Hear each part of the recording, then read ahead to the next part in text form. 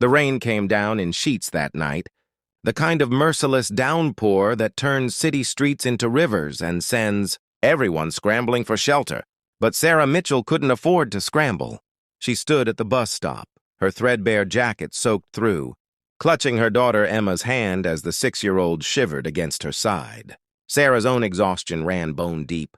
12 hours on her feet at the diner, tips that barely covered groceries, and now this endless wait for a bus that seemed like it would never come. She'd given her only umbrella to Emma, watching the cheap plastic dome bob above, her daughter's blonde curls while her own dark hair plastered against her face. This was her life now, a constant calculation of who needed protection more, what bill could wait another week, which meal she could skip so Emma wouldn't go hungry.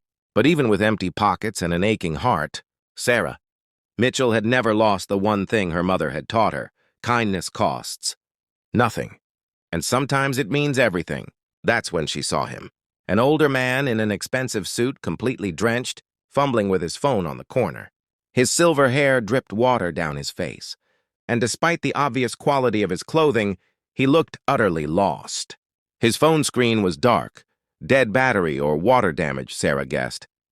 He kept pressing it desperately, his face etched with worry that transcended the mere inconvenience of being caught in the rain.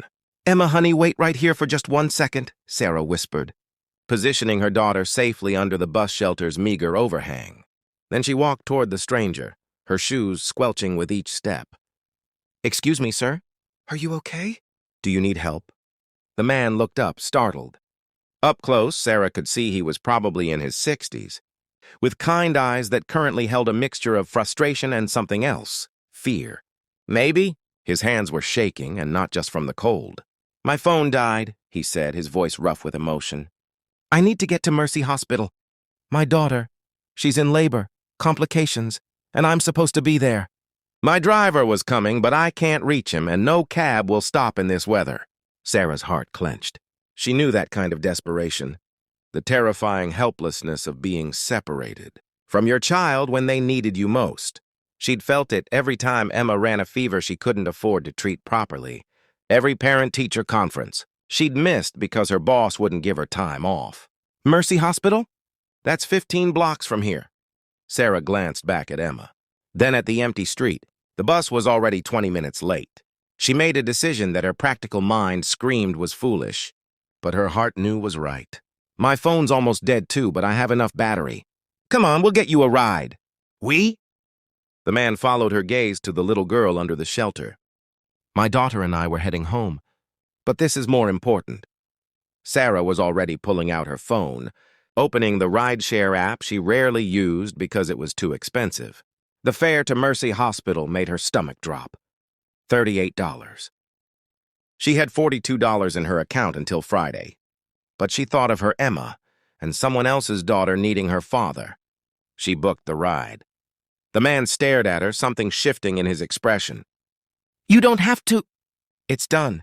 Car's 3 minutes away." Sarah shepherded Emma over. "Sweetie, we're going to help this gentleman get to the hospital to see his daughter, okay?" Emma, bless her generous heart, just nodded and took the man's hand without hesitation. "Is your daughter going to have a baby?" "That's so exciting!" The man's eyes glistened, and Sarah couldn't tell if it was rain or tears. "Yes, sweetheart, she is." The car arrived, and Sarah gave the driver the destination. The man, he introduced himself as Thomas during the ride, though he didn't offer a last name, sat in silence mostly, except to ask about Emma's favorite subjects in school and to thank Sarah approximately 8 times. When they pulled up to the hospital's emergency entrance, he turned to Sarah with an intensity that made her breath catch. "What's your name, please? And where do you work?" "Sarah Mitchell. I work at Rosie's Diner on 5th Street. But really, you don't need to." "Thank you, Sarah Mitchell." He clasped her hand in both of his. "Thank you for reminding me that goodness still exists in this world." Then he was gone, rushing through the hospital doors.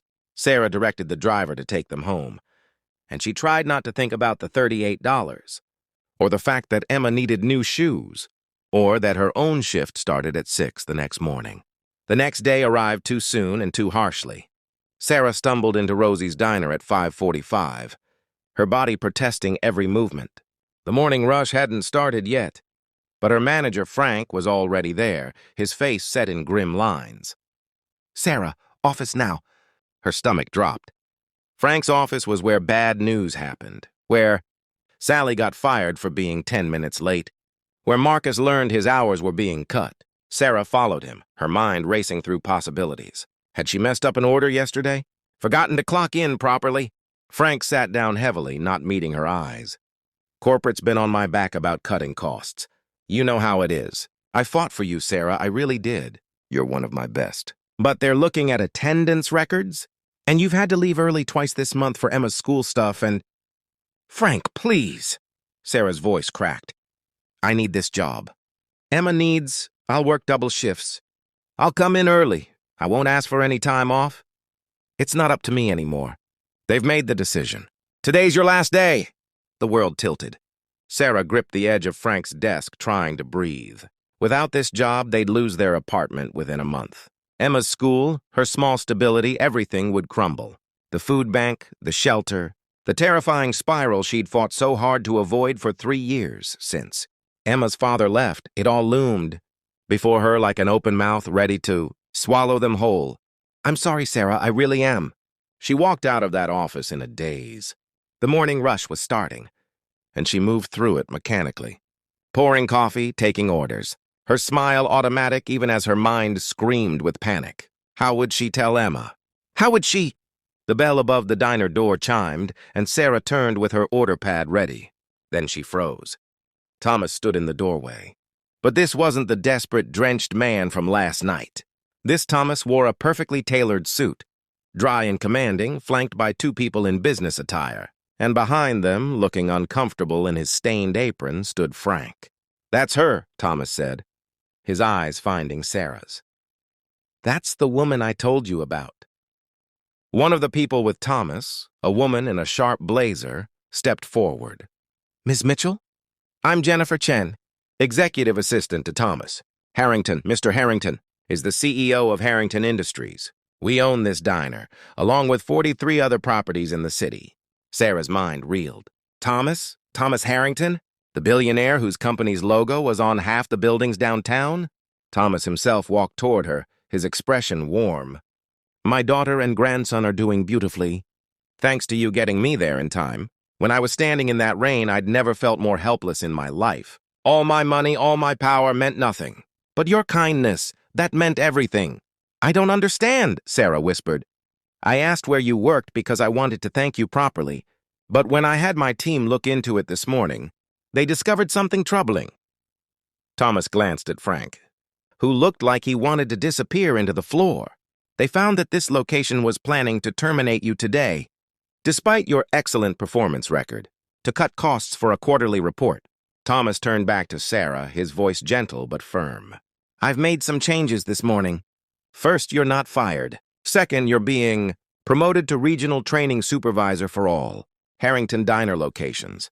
It comes with a significant salary increase, full benefits, and flexible hours so you can be there for Emma.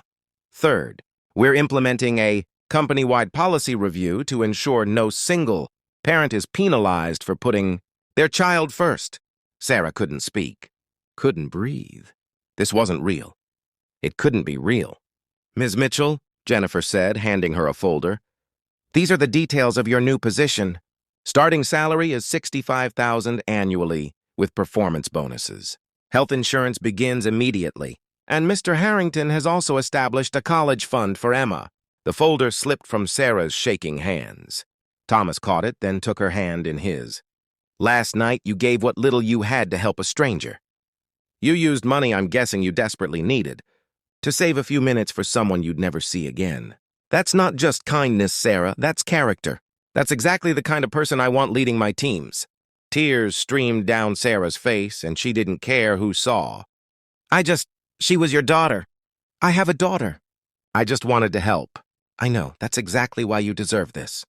Thomas smiled, and she saw genuine affection there. My mother used to say that how we treat people when we have nothing to gain, that's the measure of our soul. You have a beautiful soul, Sarah Mitchell.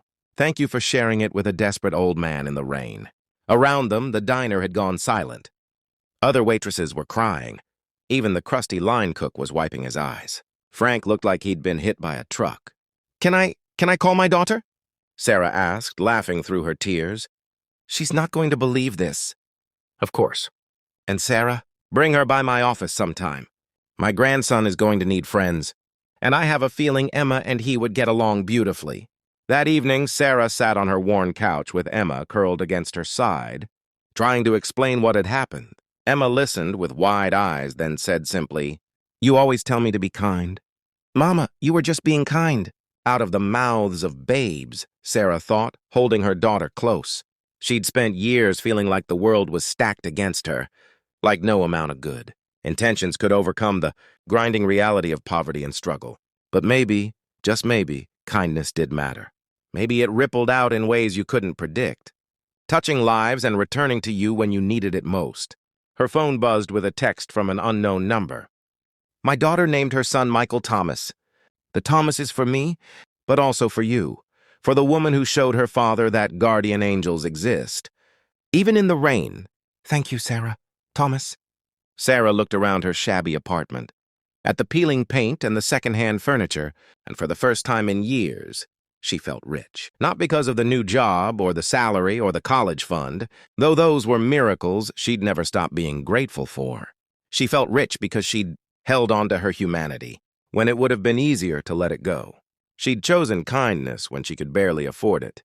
And somehow, impossibly, kindness had chosen her back. Outside, rain began to fall again, but this time Sarah smiled at the sound. Because now she knew, sometimes the darkest storms bring the most unexpected blessings. Sometimes helping someone else is how we save ourselves. And sometimes being soaked in the rain is just the universe's way of washing away the old life to make room for the new one. Emma fell asleep against her mother's shoulder, and Sarah whispered into her daughter's hair, "We're going to be okay, baby. We're finally going to be okay." And for the first time in 3 long years, Sarah Mitchell believed it.